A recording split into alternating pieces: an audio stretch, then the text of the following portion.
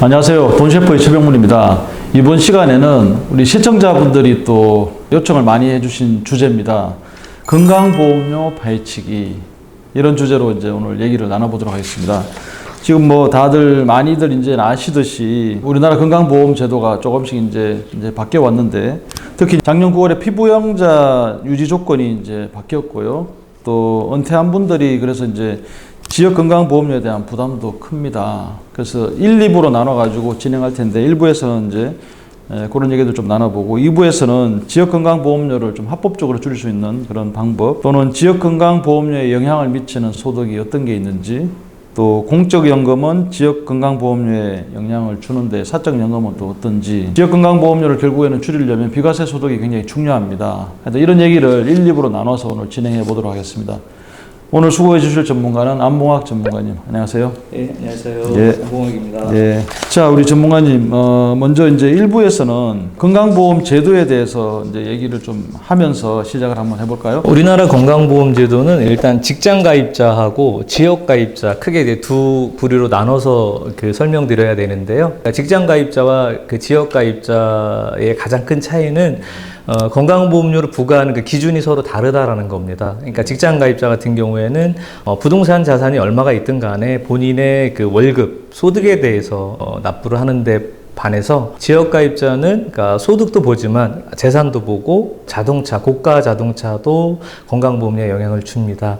그래서 그 표에서 보시는 것처럼 직장 가입자는 총 7.09%를 냅니다. 본인 그 월 평균 급여에 대해서. 그러니까 예를 들어서 월 평균 급여가 뭐 1,000만 원이다. 그러면 70만 9천 원을 건강보험료로 납부를 하게 되는데, 그 중에 이제 반은 사업주, 회사가 부담을 하고 절반을 이제 직장인 이제 가입자가 부담하게 되는 그런 형태고요. 지역 가입자 같은 경우에는 이제 50% 부담해주는 회사가 없다 보니까 본인이 전액 부담을 하는데, 그러니까 재산, 소득, 자동차에 관련된 그 점수를 산정을 해서 그 점수에다가 208원 40전을 곱해서 건강보험료를 부과하게 됩니다. 네, 그렇군요. 그리고 직장 가입자에는 피부양자를 이렇게 등록이 가능하고 붙일 수가 있고, 지역 가입자에는 등록이 불가하네요. 네. 그러니까 직장 가입자 같은 경우에는 피부양자, 그러니까 소득이 없는 배우자나 자녀 또는 부모님을 등재하더라도 보험료가 인상되지 않습니다. 그분들을 보통 이제 피부양자라고 하는데, 지역 가입자 같은 경우에는 피부양자 제도가 없어요. 그러다 보니까 세대원, 그러니까 이제 지역 가입자로 전환됐는데 배우자도 있고 자녀도 있다면 그분들의 소득과 재산과 자동차를 전부 다 합산을 해서 보험료를 부과하다 보니까, 예를 들어서 직장 가입자 같은 경우에 부동산이 배우자 명의였다.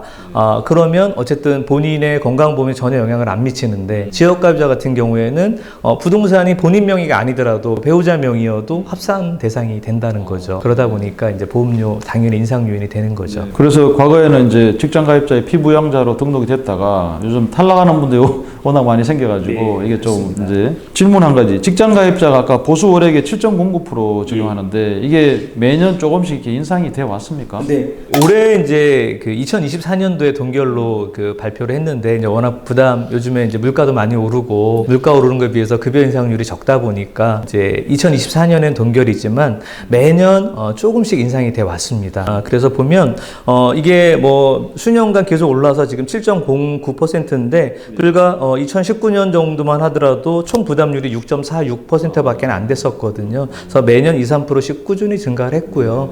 직장 가입자는 내년에 동결을 하더라도 지역 가입자 같은 경우에는 아까 말씀드린 대로 본인의 소득이 증가를 했다면, 또는 부동산 공시지가가 올라가면 부동산에 대해서도 건보료가 부과가 되니까, 지역 가입자인 경우에는 공시지가가 상승을 하면 지역 건강보험료는 올라갈 수 있습니다. 올라가면서 지금 연도별 부과 점수당 금액도 올려버리네요. 매년 이제 우리 직장 가입자 인상률만큼 이제 점수에 매겨지는 요율, 이게 올라가는 거죠. 자, 이제 작년에는 그래서 이제 직장 가입자 건강보험료율이 동결이 됐는데, 이제 이게 동결이 된 게 처음입니까? 최근에는 없었습니다. 최근에는 없었고요.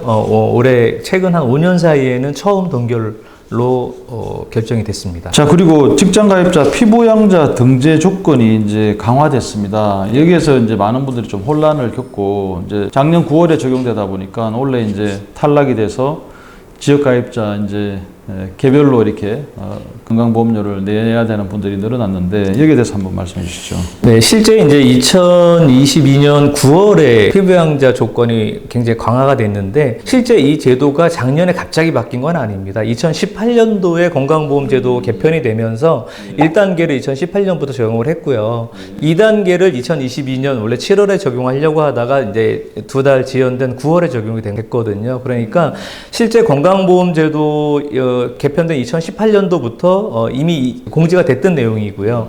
하지만 이제 미 공지가 됐다고 하더라도 준비가 안 돼 있거나 또는 요건이 강화되면서 피부양자 탈락된 분들이 제가 뭐 기사를 보니까 대략 한 24만 명 정도 되더라고요. 그러니까 굉장히 많은 분들이 탈락이 됐는데, 그 큰 요건 세 가지를 말씀드리면, 첫 번째는 일단 종전에는 그 소득이 연간 3,400이 넘지 않으면 피부양자 등재 가능했었는데, 그 기준이 2천만 원으로 내려왔거든요.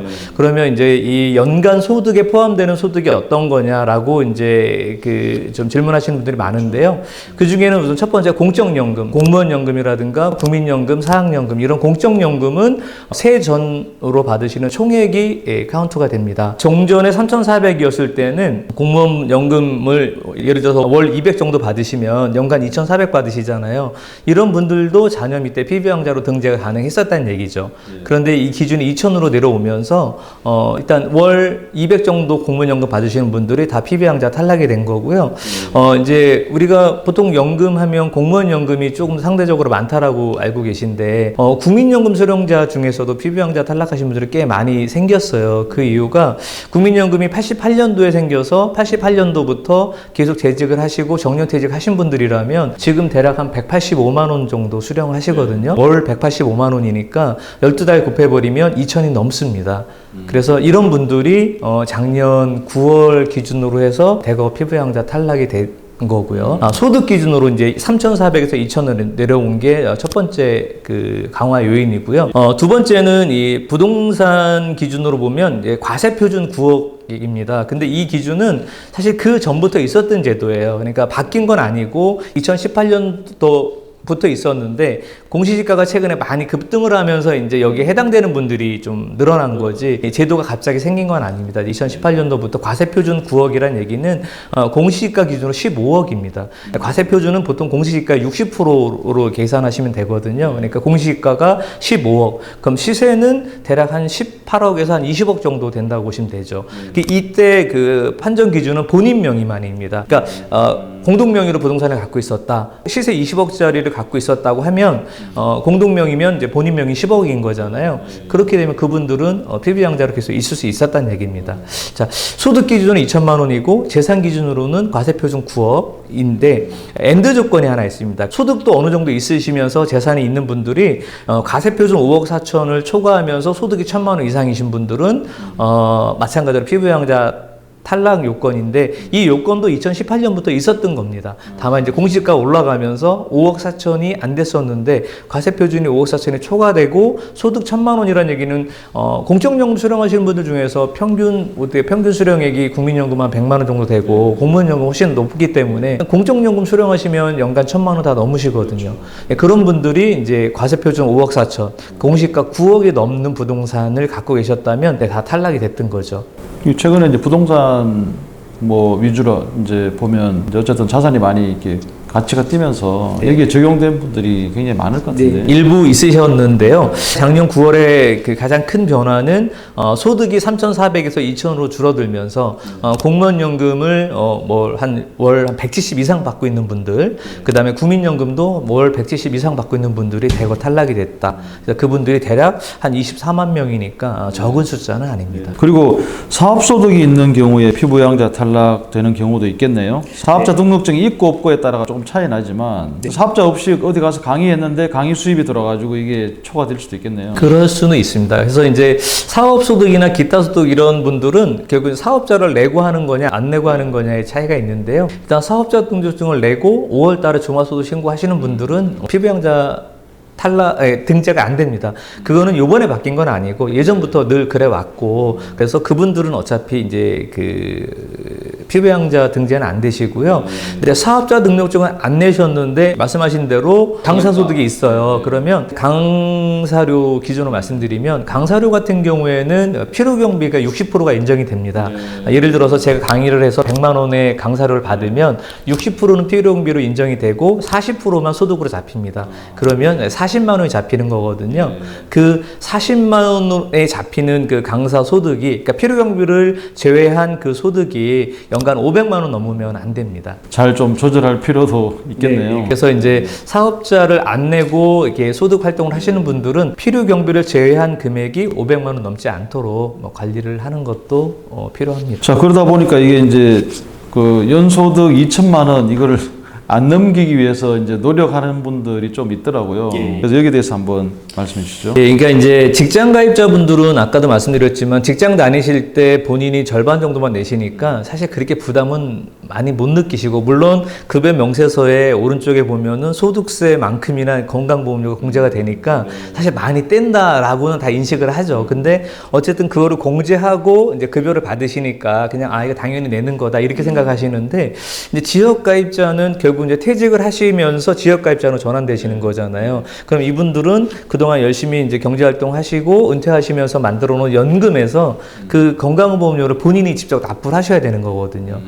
그러니까 본인이 만들어 놓은 현금으로 해서 그 돈이 빠지다 보니까 굉장히 이제 부담이 많이 되시는 거예요. 노후 준비한 금액에서 이제 건강보험료를 내야 되잖아요. 예, 그러다 보니까 이제 은퇴하신 분들일수록 이 건강보험료에 대한 부담이 좀 크시고, 직장 가입자일 때는 어쨌든 이제 배우자 명의라든가 뭔가 이제 좀 건강보험료를 좀 그러니까 절감할 수 있는 방법이 많이 있었는데, 지역 가입자로 넘어오면 그러면 세대원 다 합산해서 건강보험료를 부과하다 보니까 그거에 대한 이제 부담이 사실 좀 큰 게 지금 현실이고요. 자, 우선은 그래서 첫 번째 이제 소득하고 재산, 자동차 세 가지 중에 소득을 먼저 말씀드리면, 그러면 모든 소득을 이 건강보험료 산정의 기준이 되는 소득으로 보느냐? 그렇지는 않습니다. 지금 현재로서는 소득으로 보는 건 크게 세 가지 정도 말씀을 드리는데요. 일단 5월 달에 종합소득 신고를 하시면 그 종합소득 신고한 금액이 다 소득으로 연계된다라고 보시면 됩니다. 그래서 5월 달에 종합소득 신고하시는 분들은 본인이 이미 어느 정도 소득 신고가 되는지 알고 있기 때문에 그게 그대로 건강보험단에도 연계가 된다, 이렇게 보시면 될 것 같고요. 두 번째는 이제 공적연금입니다. 공적연금은 국민연금, 사학연금, 공무원연금 통틀어서 이제 공적연금이라고 하는데, 세금을 부과하는 거 관계없이 총 수령액의 50%를 소득으로 봅니다. 그리고 이제 마지막으로 우리가 예를 들어 제 금융자산이 좀 있어요. 그럼 은행에다가 예금을 넣어놓을 수도 있고, 이걸 가지고 주식을 살 수도 있잖아요. 그럼 은행에 예금을 넣어놓으면 은행 예금 이자가 나올 거고요. 그럼 이자 소득이 발생을 하는 거고요. 이걸 주식을 사서 갖고 있으면 삼성전자로 5만 원에 사서 7만 원에 매도를 하면 2만 원의 그 매매 차익이 발생합니다. 그거는 비과세입니다. 우리 지금 국내 주식에 투자해서 발생한 매매 차익은 과세를 하지 않는데요. 삼성전자 주식 계속 갖고 있는데 연말에 이제 배당을 주거든요. 삼성전자라든가 이제 그 우량 기업들은 배당을 주는데, 그 삼성전자 주식에서 나오는 배당은 배당 소득입니다. 그래서 이자와 배당 소득이 연간 1,000만 원 넘게 되면 지역 건강보험료의 소득으로 산정이 됩니다. 근데 이때 이제 주의하셔야 될 게, 이자와 배당 소득을 본인 명의로 990만 원 이제 발생하신 분은 소득이 제로입니다. 하나도 안 잡히거든요. 근데 이자와 배당 소득을 1,001만 원 이렇게 발생하신 분은 1,000만 원 초과가 아니라 1,001만 원이 전액 소득으로 잡힙니다. 전액 다 잡구나. 초과분이 아니라. 그러다 보니까 이 10,000원 또는 10만 원 때문에 이 소득이 1,000만 원이 잡히고 안 잡히고 차이인데, 그럼 소득 1,000만 원이 잡히면 대략 건강보험료가 원래 한 8만 원에서 10만 원 정도 올라갑니다. 그렇기 때문에 굉장히 부담이 좀 큽니다. 그래서 소득은 크게 종합소득금액, 두 번째 공적연금 수령액의 50% 그리고 1,000만 원 넘는 금융소득 전액 여기에 소득으로 잡힌다 보시면 되고요. 공적연금의 50% 이게 이제 이전에는 30%였다가 네, 이제 작년 9월에 50%로 늘어났습니다. 많이 늘렸네요. 네, 이 많이 30에서 늘어났죠. 50%면 예. 꽤 늘린 건데. 근데 여기 보시면 여기에 제가 계속 공적연금으로 말씀드렸고 사적연금 우리가 그냥 노후를 준비하려고 연말정산을 공제받기 위해서 납입했든 뭐 연금이든 연말정산하고 관계없이 가입했던 연금보험이든 또는 퇴직금을 받은 금액을 연금 수령하는 퇴직연금이든 이런 것들을 통틀어서 사적연금이라고 하거든요. 그런 사적연금은 현재 건강보험료에 반영이 안 되고 있습니다. 현재는 안 되고 있죠. 예, 현재는 안 되고 있습니다. 자, 그다음에 부가대상 두 번째 재산은 한번 어떻게? 재산은 우리는 이제 보통 주택으로만 생각하실 수 있는데 본인 명의 또는 가족 명의로 등기된 모든 부동산이 합산됩니다. 아, 가족들도 다 되구나. 그래서 주택 외에도 뭐 시골에 좀 본인 명의의 땅이 있다든가 뭐 임야가 있다든가 이런 자산을 전부 다 건강보험료 부과 대상이고요. 그래서 과세 표준은 공시지가 60%입니다. 거기에서 5천만 원을 공제를 해줍니다.